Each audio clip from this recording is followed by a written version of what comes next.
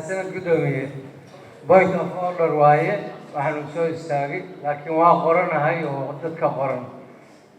xuquuqdii hadalka aad ka qaaday ayaan ka mid ahaa gadaashayna waxaad hadal badan siisay oo point of order ku soo galay dad badan marka waxaan point of order ku qaatay waxa weeye ma guddoonka garashadiisa ayaa noocan ah mase waxa weeye ku xumeyn oo xildhibaano kale lagu xumeynayo ayaa jira sababtoo ah in point of order aniga saacadu kuma dhigan walaal rotation ma joogo in point of order aan qaato oo aan ku saxayo guddoonkayga ee aan jeclahay waxa weeye boqol ayaa markaa naga qaaday annaga xuquuqdiin lahayn dad badan ayaa point of order soo galay halkaan soo istaagay iska daldalmay oo aad dhegaysanaysa waa dhihi kari waaysi point of order aan soo gashay